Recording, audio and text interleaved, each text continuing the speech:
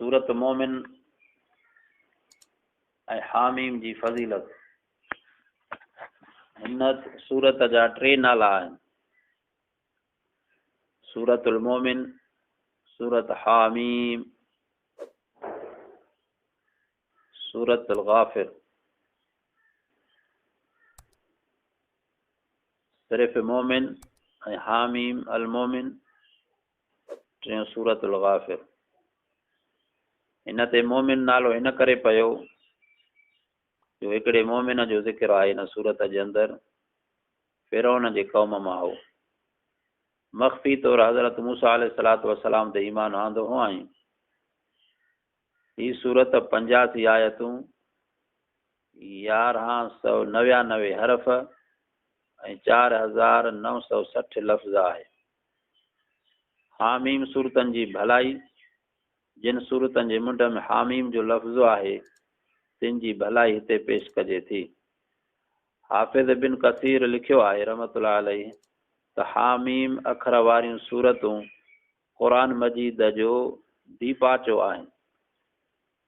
हज़रत बिन अब्बास रज़ी अल्लाह ताला अन्हुमा फरमायो आहे त सभु कंहिं शइ जो लुब जोहर हूंदो आहे ऐं क़ुरान मजीद जो लुब मग़ज़ ही सूरतूं आहिनि जिन जे मुंड में हामीम जो लफ़्ज़ आहे। लुब मग़ज़ खे चइबो आहे ऐं ख़ालिस खे चइबो आहे। मतिलब त ही सूरतूं क़ुरान मजीद जो मग़ज़ ऐं ख़ालिस निचूड़ आहिनि। हाफ़िज़ बिन कसीर में ही बि असर हज़रत अब्दुल्लाह खां मनक़ूल आहे त हिन सगोरे फरमायो त क़ुरान मजीद जो मिसाल अहिड़े शख़्स वांगुरु आहे जो पंहिंजे घर जे ॻोल्हा लाइ निकितो हुजे, पोइ अची हिकिड़े अहिड़े हंधि सहिड़ियो जिते मींहुं वसण करे सावक हुई। हू तां गुज़रंदो सावक ॾिसंदो अजब वठंदो वियो। अॻिते हिनखे सुठा सुहिणा मेवा बाग़ ॾिसण में आया। जितां लंघंदे चयाईं त मूंखे अवल सावक ॾिसंदे अजीब लॻो, पर ही बाग़ त उन खां बि वधीक उमदो, दिलि वणंदड़ ऐं अजीब आहिनि। तॾहिं खेसि चयो वियो त पहिरीं मींहं वारी सावक क़ुरान शरीफ़ सारे जे मिसाल आहे ऐं बाग़ात संदसि हामीम सूरतूं आहिनि। उन ई तफ़सीर में हज़रत अब्दुल्लाह बिन मसऊद रज़ी अल्लाह अन्हु खां रिवायत आहे, हुन सगोरे फरमायो त जॾहिं तूं हामीम सूरतनि में आईन त ॼण उमदनि सुठियुनि सावनि बाग़नि में दाख़िल थिए जिन जे ॾिसण सां बेहद अजब पियो लॻे। हिन सूरत में आहे त हिकिड़े शख़्स हज़रत अबू दरदा रज़ी अल्लाह ताला अन्हु सहाबीअ खे ॾिठो जंहिं पंहिंजे हथनि मुबारकनि सां मस्जिद पई अॾी। तॾहिं खेसि कंहिं शख़्स चयो त अबू दरदा ही छा थो करें? तॾहिं हज़रत अबू दरदा रज़ी अल्लाह अन्हु खेसि जवाबु ॾिनो त आउं ही मस्जिद हामीम सूरतनि लाइ जोड़ियां थो। पोइ तफ़सीर वारो चवे थो त उहा मस्जिद हज़रत अबू दरदा रज़ी अल्लाह अन्हु दमश्क शाम जे किले में अॼु ताईं मौजूदु आहे।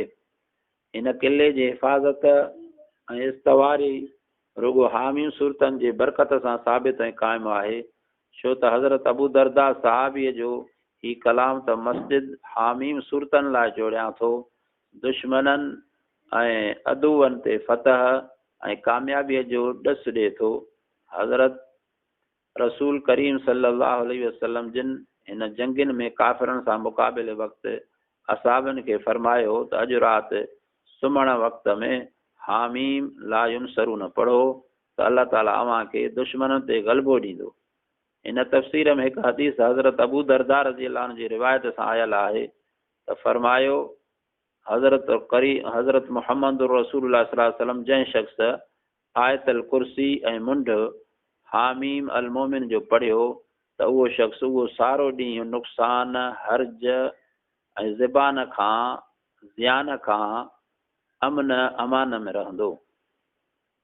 यानी औज़ु बिल्लाहि मिनश शैतानिर रजीम बिस्मिल्लाहिर रहमानिर रहीम पढ़ी हामीम जूं इहे टे आयतूं। हामीम तंज़ीलुल किताब मिनल्लाहिल अज़ीज़िल अलीम गाफ़िरिज़ ज़ंबि व क़ाबिलित तौब शदीदिल इक़ाब ज़ित तौल ला इलाहा इल्ला हुव इलैहिल मसीर। इस ताईं पढ़े ऐं आयतल कुर्सी पढ़े, पोइ अॻ में उहा पढ़े या अॻ में ही आयतूं पढ़े। बहरहाल इन जे पढ़ण सां सारो ॾींहुं वो नुक़सान खां हर्ज खां ज़ियान खां अमन में रहंदो। अल्लाह पाक खां दुआ आहे त रब साईं इन वज़ीफ़े जे पढ़ण जी बि तौफ़ीक़ अता फरमाए। हामीम ही लफ़्ज़ मुक़त्तिआत हरफ़न मां आहे। हिन जो बयान सूरत बक़रा जे लफ़्ज़ अल्फ़ लाम में गुज़री चुको आहे। इन जो माना मतिलब कि अल्लाह को ॼाणे। हाफ़िज़ बिन कसीर पंहिंजे तफ़सीर में लिखियो आहे त किन बुज़ुर्गनि जो क़ौल आहे हामीम ख़ुदा ताला जो नालो आहे।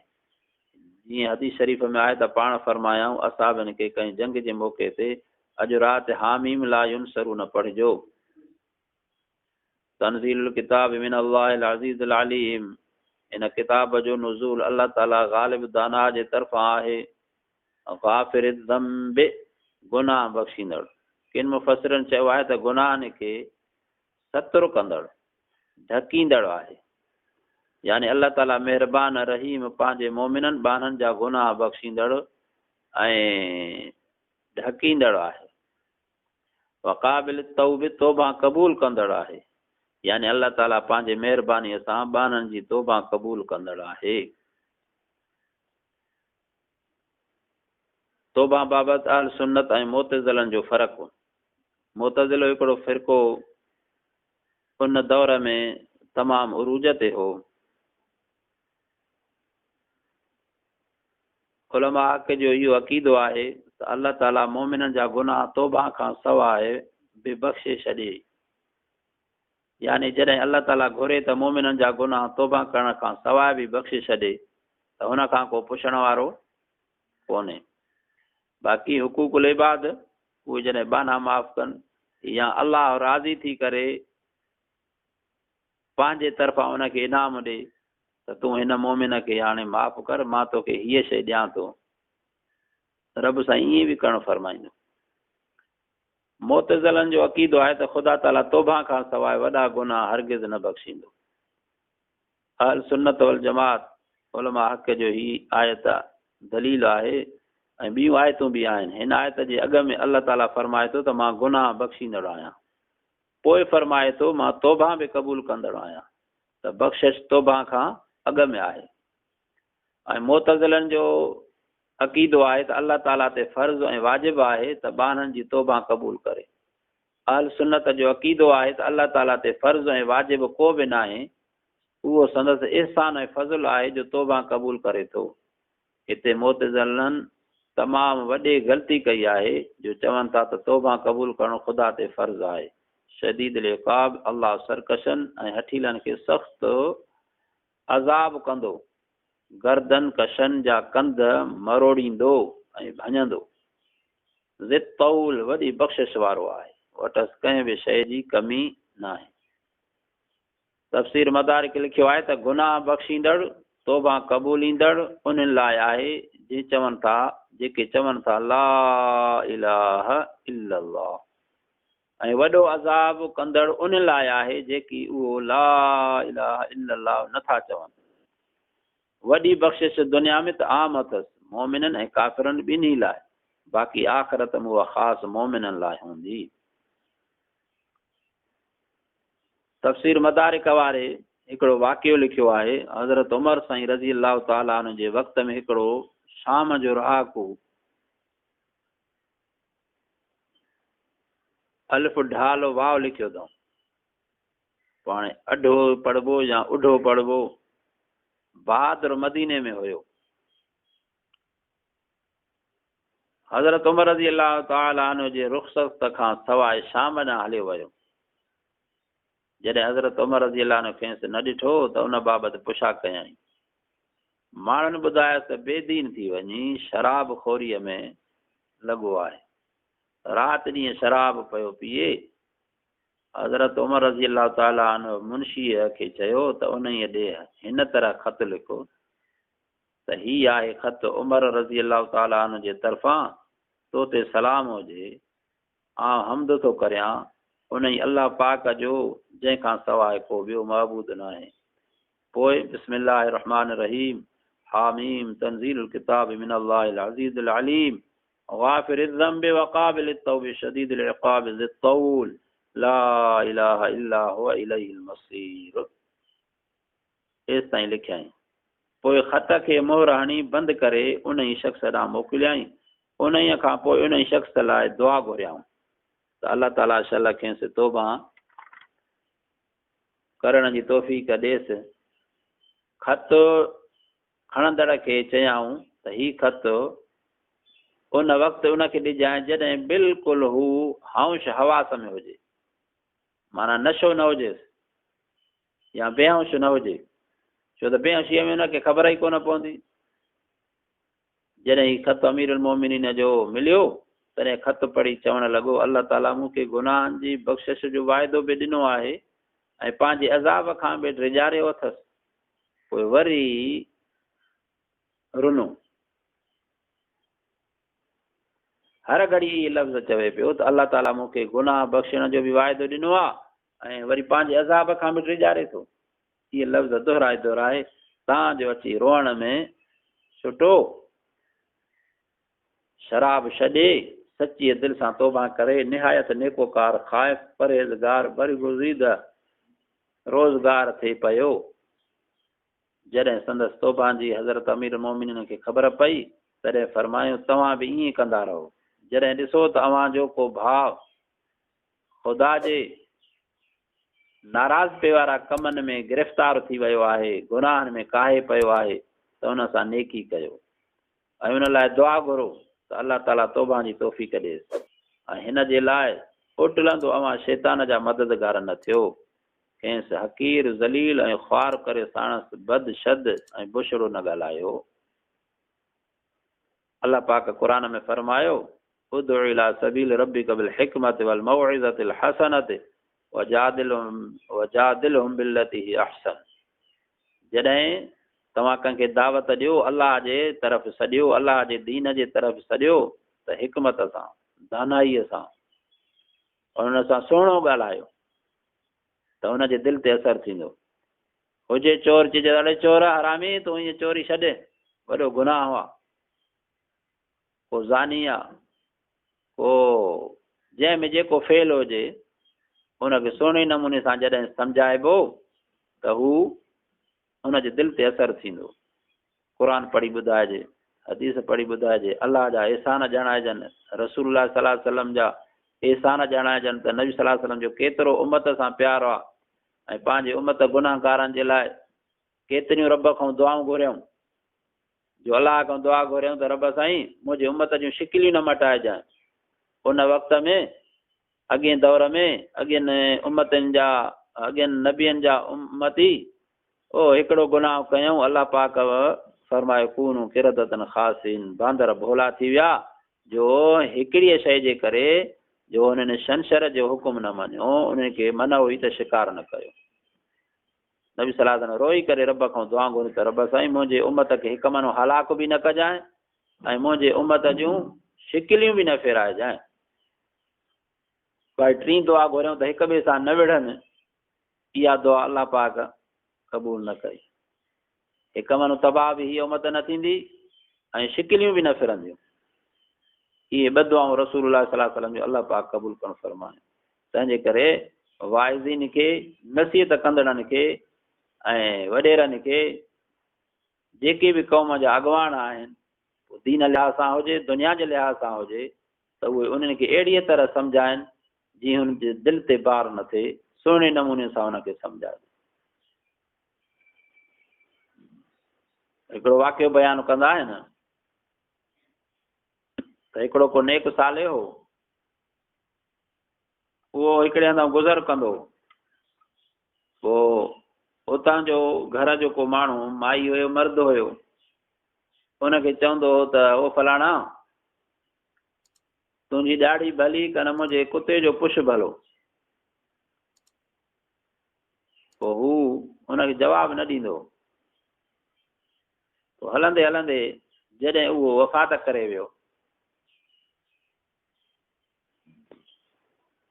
त हुनजे ग़ैबी आवाज़ आयो, जॾहिं उतां हुनजे घर जे अॻियां लाश खयूं पिया वञनि, हो फलाणा या फलाणी जेका माई हुई या मर्द हुयो, त मुंहिंजी अॼु ॾाढी तुंहिंजे कुते जे पुछ खां भली आहे जो मुंहिंजो ईमान ते ख़ात्मो थियो आहे।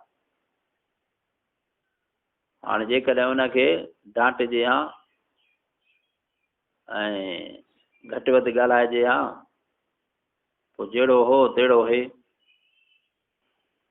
अहिड़ा खोड़ मिसाल आहिनि हिकमत जा त दानाईअ सां जीअं हज़रत उमर साईं हुन ॾे ख़त लिखियो, अलाह साईं हुनखे सम्झ ॾिनी, तौबा ताइब थियो, साॻियो ई अची वियो।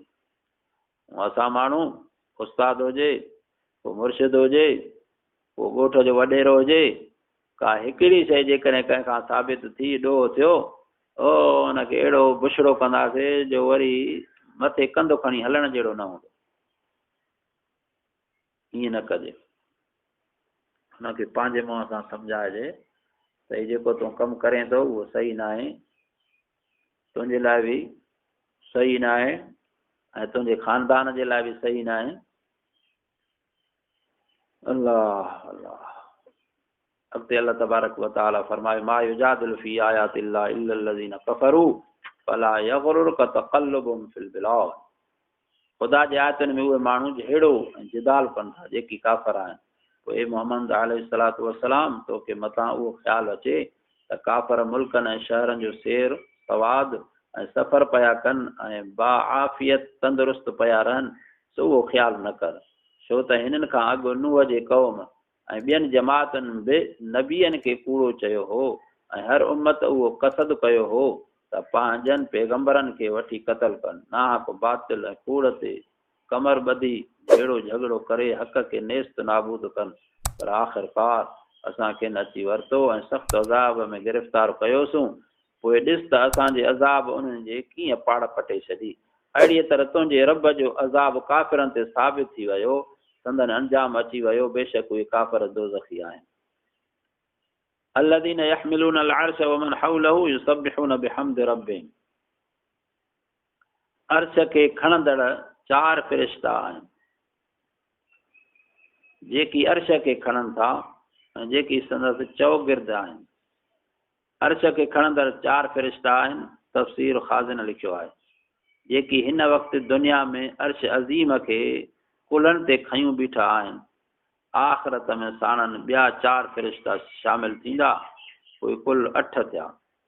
क़ुरान शरीफ़ में ॿिए हंधि आहे वयहमिलु अर्श रब्बिका फ़ौक़हुम यौमइज़िन समानिया, यानी आख़िरत में तुंहिंजे रब जो अर्श 8 फ़रिश्ता खणंदा। उन ई तफ़सीर लिखियो आहे त उहे अर्श खणंदड़ फ़रिश्ता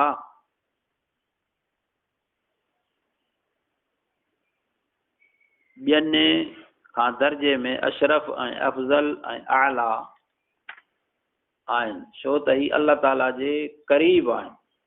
ही फ़रिश्ता सूरत में पहाड़ी बकर यानी सरह जहिड़ा आहिनि।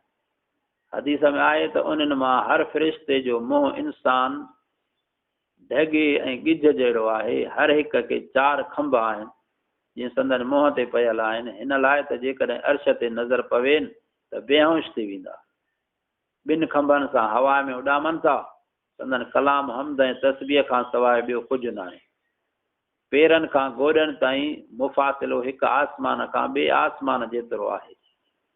हज़रत बिन अब्बास रज़ी अल्लाह ताला जो कौल आहे त अर्श खणंदड़ फ़रिश्ता एॾा त वॾा आहिनि जो संदन हर हिक जे पेर जी गिरीअ खां वठी पेर जे तिरीअ ताईं 500 वरह जो मुफ़ासिलो आहे।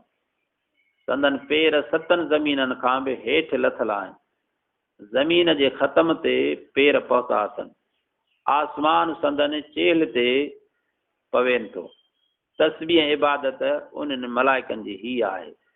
सुभान ज़िल इज़्ज़त वल जबरूत, सुभान ज़िल मुल्क वल मलकूत, सुभान अल हय्युल लज़ी ला यमूत, सुब्बुहुन कुद्दूसुन रब्बुल मलाइकति वर्रूह।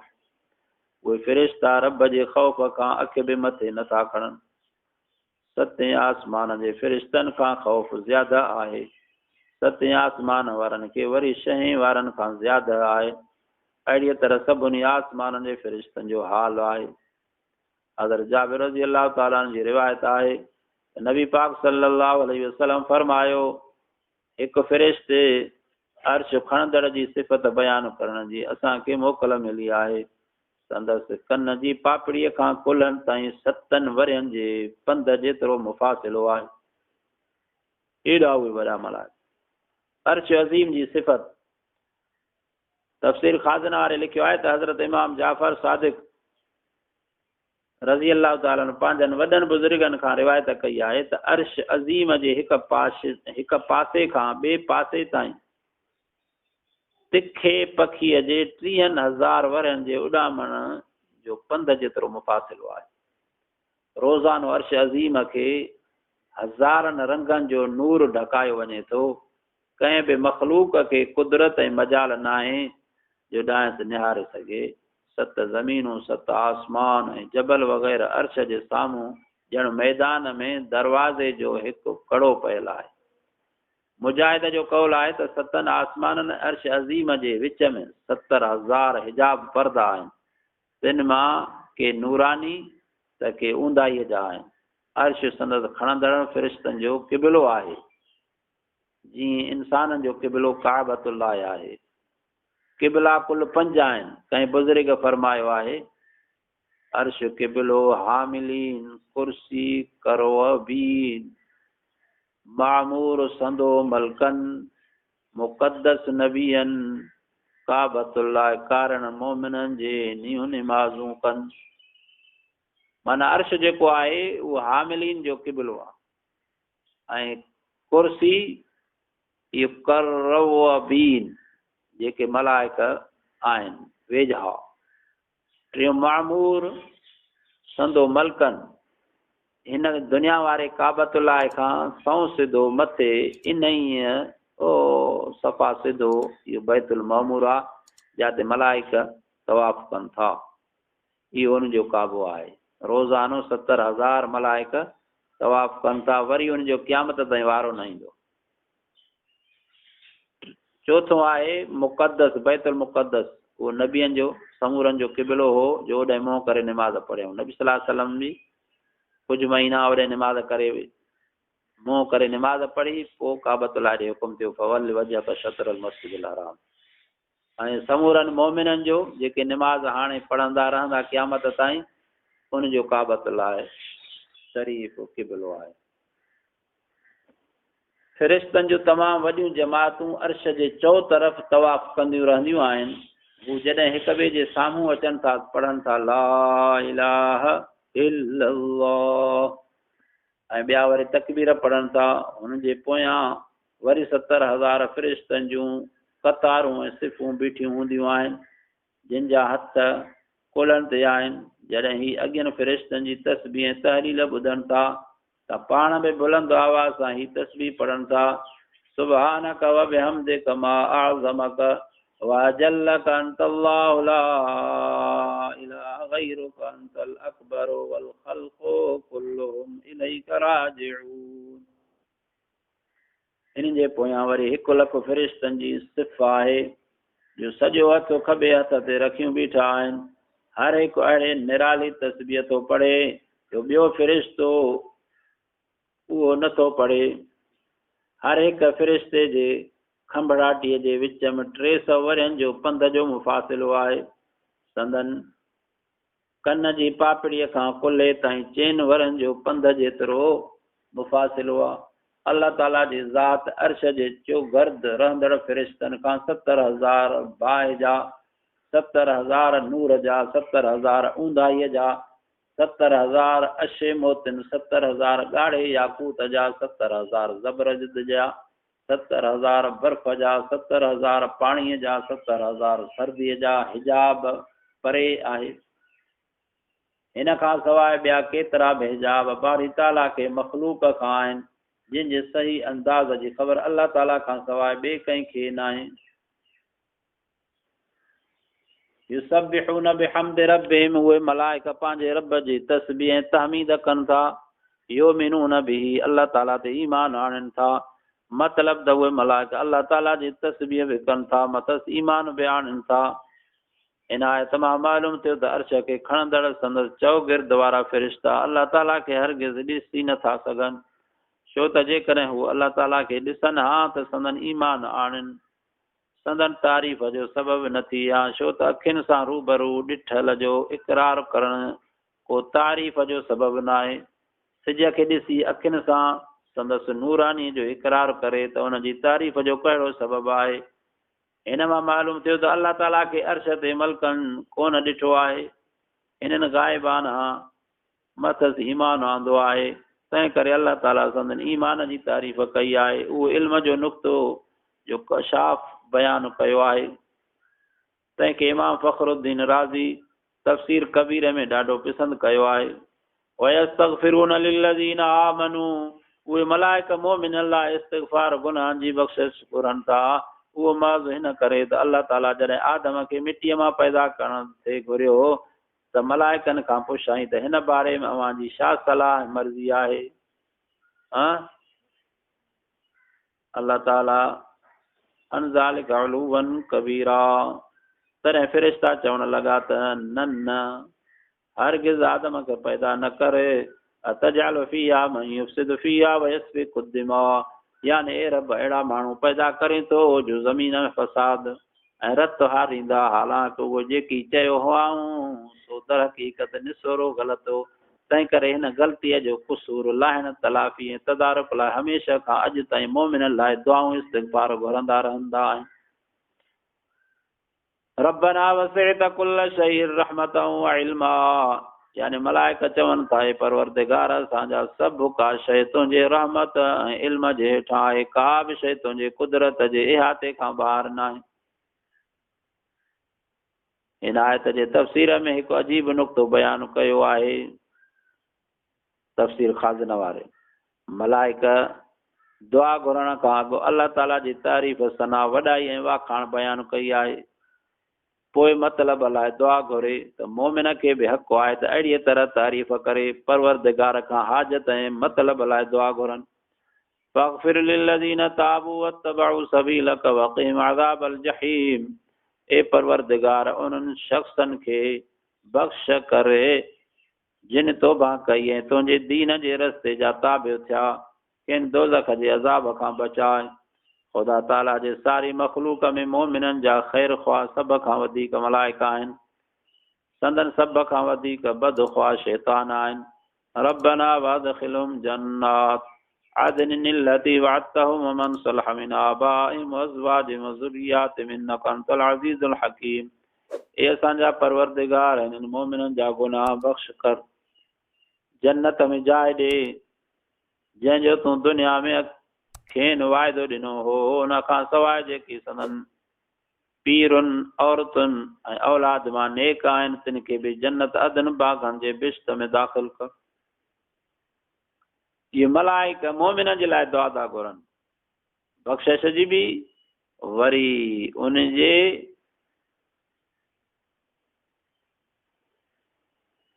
औलाद जे लाइ, पीउ माउ जे लाइ, घर वारनि जे लाइ मलाइक जेके हामिलीन अर्श आहिनि उहे दुआ था घुरनि।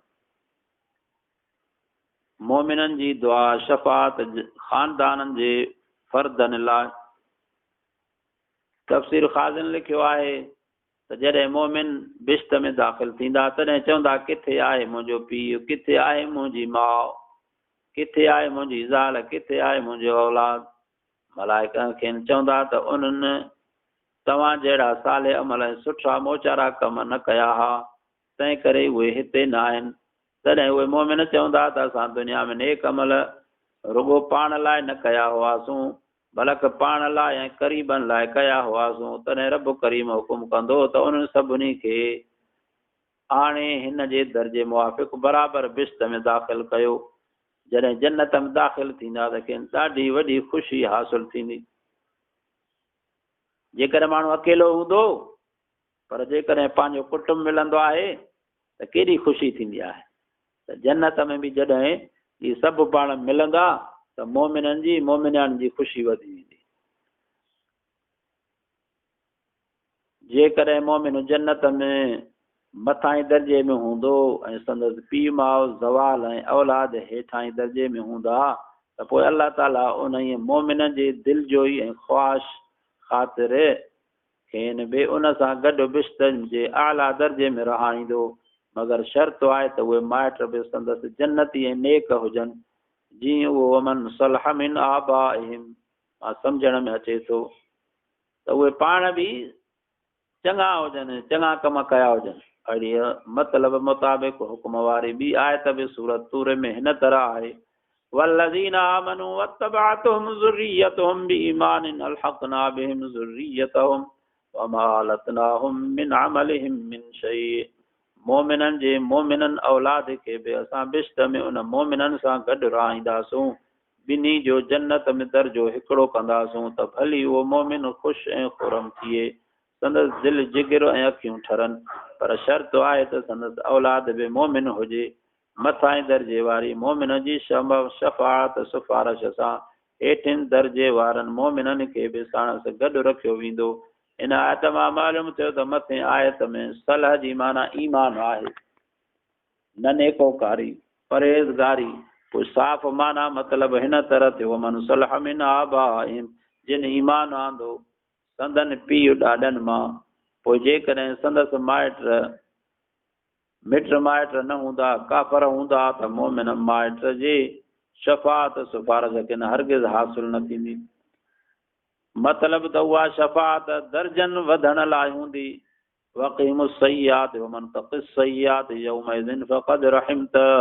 ही फ़रिश्ता मोमिननि जे लाइ दुआ घुरण वक़्तु चवनि था, ए परवरदिगार, उन्हनि मोमिननि खे क़यामत जे ॾींहं जे बुराइनि बुशराइनि तकलीफ़ुनि दड़कनि इताब खां बचाए।